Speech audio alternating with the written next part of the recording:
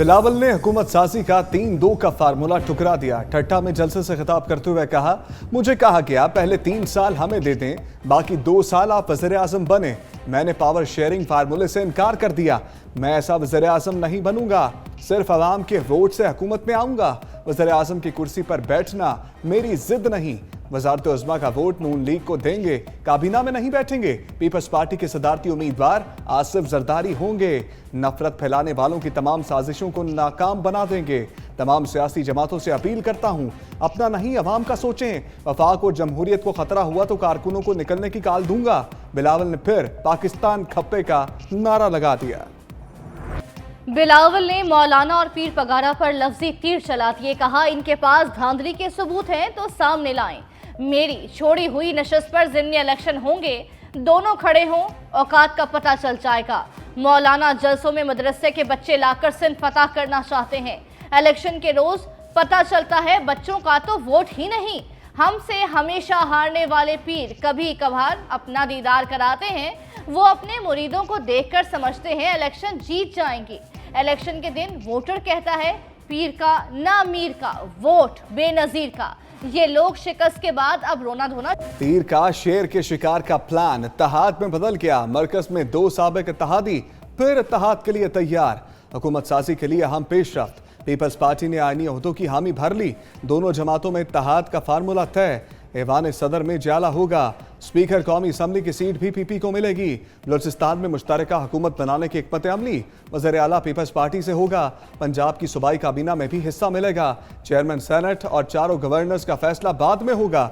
दोनों जमातों की कोऑर्डिनेशन कमेटी का एक और इजलास कल होगा।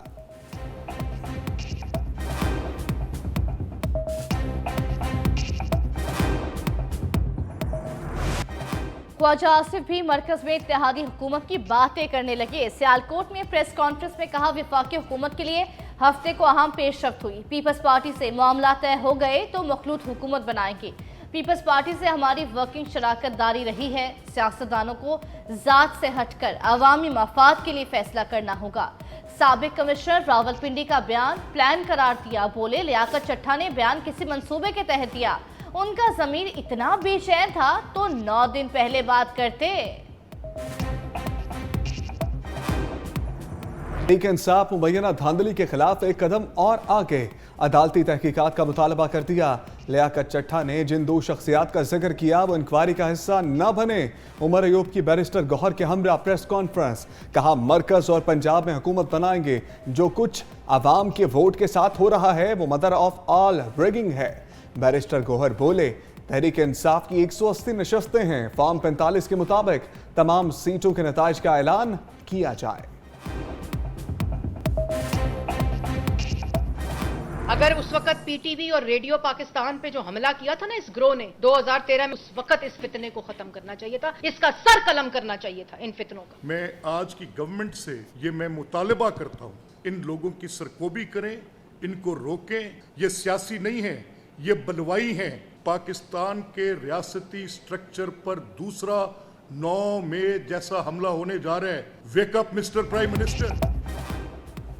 लीगी रहनुमा सियासी आग बुझाने के बजाय जलती पर तेल का काम करने लगे। कभी सरकलम करने का बयान तो कभी सानिहा 9 मई की तकरार। मलिक अहमद खान ने साबिक कमिश्नर रावलपिंडी के इल्जामात को 9 मई पार्ट 2 करार दिया। दावा किया कि पाकिस्तान पर एक और हमला होने जा रहा है। निगरान हुकूमत इनको रोके। अता तारड़ बोले, लियाकत चट्टा और पीटीआई में ताल्लुक साबित हो चुका। तहरीक इंसाफ के सोशल मीडिया से स्क्रीनशॉट्स मिले हैं। साद रफीक ने लफ्जी ट्रेन अपनी ही जमात से टकरा दी। मुस्लिम लीग नून को गलतियों की निशानदही करके इस्लाह करने का मशवरा। कहा, पाकिस्तान को बैरून मुल्क से कमजोर करने की कोशिश की जा रही है। कोई इंतकाम बदला नहीं, मुल्क मिलकर आगे बढ़ना चाहिए। एक दूसरे को रास्ता ना दिया गया तो नाजुक जमहूरियत का आखिरी मौका होगा। बानी पीटीआई को नफरत की सियासत छोड़ना होगी।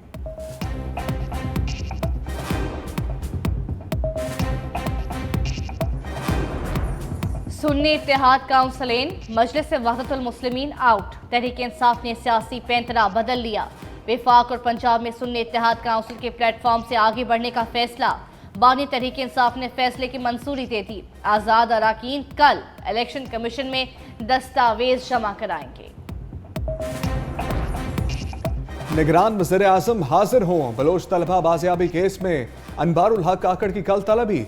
इस्लामाबाद हाई कोर्ट ने तहरीरी हुक्मनामा जारी कर दिया।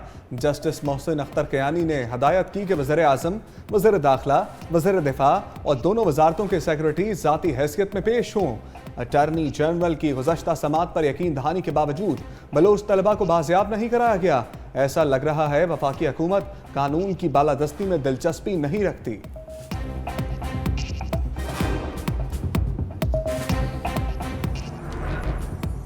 अली अमीन गंजापुर के लिए वज़ीर आला बनने के लिए रास्ता साफ। इलेक्शन कमीशन ने नामजद वज़ीर आला खैबर पख्तूनख्वा का नोटिफिकेशन जारी कर दिया।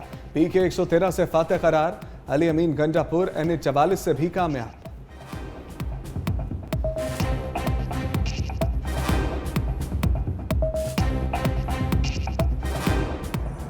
तहरीक इंसाफ खैबर पख्तूनख्वा को अली अमीन गंडापुर पर भरपूर एतमाद। रहनुमा PTI स्पीकर खैबर पख्तूनख्वा मुश्ताक गनी कहते हैं अली अमीन गंडापुर वज़ीर आला के लिए बेहतरीन चॉइस है। उनकी पार्टी के लिए बहुत कुर्बानियां हैं। जल्द बानी PTI से KP अराकीन जेल में मुलाकात करेंगे।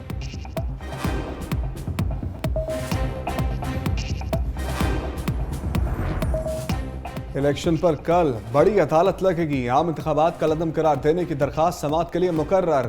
चीफ जस्टिस काजी फाइज ईसा की सरबराही में 3 रुकनी बेंच केस सुनेगा। कमिश्नर रावलपिंडी के इल्जामात का भी जायजा लिया जाएगा।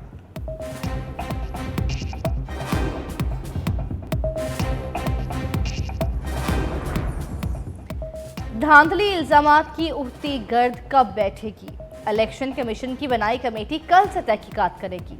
रावलपिंडी डिवीजन के तमाम DROs और रिटर्निंग ऑफिसर्स के बयानात कलमबंद किए जाएंगे। कमिश्नर रावलपिंडी के धांधली के इल्जामात पर इलेक्शन कमीशन की बैठक।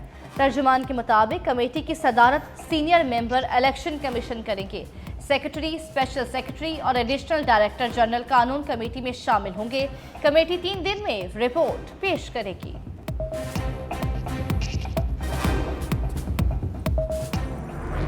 साबिक कमिश्नर रावलपिंडी का इंतखाबी अमल में अमल दखल का सबूत। लियाकत अली चट्ठा का 7 फरवरी का वीडियो बयान सामने आ गया। कहा RPO के हमरा पूरे डिवीजन का दौरा किया। हर जगह पोलिंग मटेरियल अच्छे तरीके से पहुंचाया जा रहा है। Election material, ballot papers presiding अफसरान के हवाले किए जा रहे हैं। इलेक्शन कमीशन ने बयान में कहा था कमिश्नर का इंतखाबात से कोई ताल्लुक नहीं।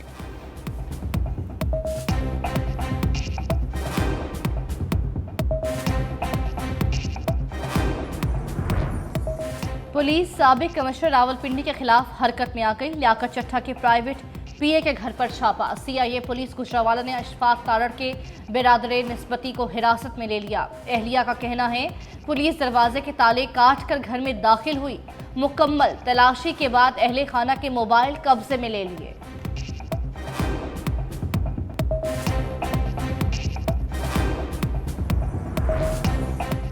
कमिश्नर रावलपिंडी के इस्तीफे के बाद पिंडी इंतजामिया में खलबली। RPO रावलपिंडी 14 रोज के लिए बैरून मुल्क रवाना। तर्जमान के मुताबिक सैयद खुर्रम अली फैमिली के हमरा बरतानिया चले गए। सोशल मीडिया पर अफवाहों का बाजार गर्म। कमिश्नर रावलपिंडी ने गुज़श्ता रोज न्यूज कॉन्फ्रेंस में RPO का नाम लिया था।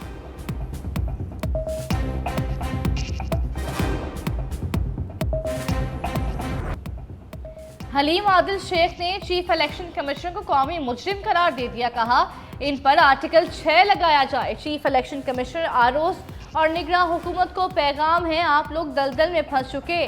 जितना जोर लगाएंगे उतना दलदल में फंसेंगे।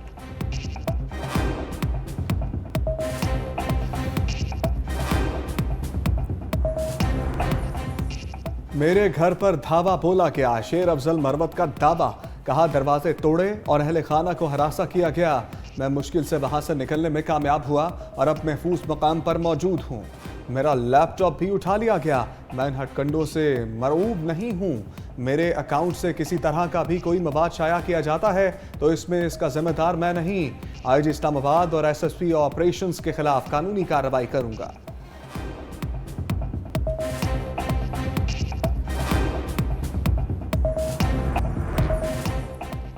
महंगी बिजली, ऊपर से बिजली कंपनियों की नाकिस कारकर्दगी, सार्फिन के शिकायत के अंबार। एक साल में नेपरा में 18,839 शिकायत दर्ज। के इलेक्ट्रिक की टॉप पोजीशन, सबसे ज्यादा 10,097 कंप्लेंट्स रिकॉर्ड। लेस्को 3,536 के साथ दूसरे और हेस्को 1,125 शिकायत के साथ तीसरे नंबर पर।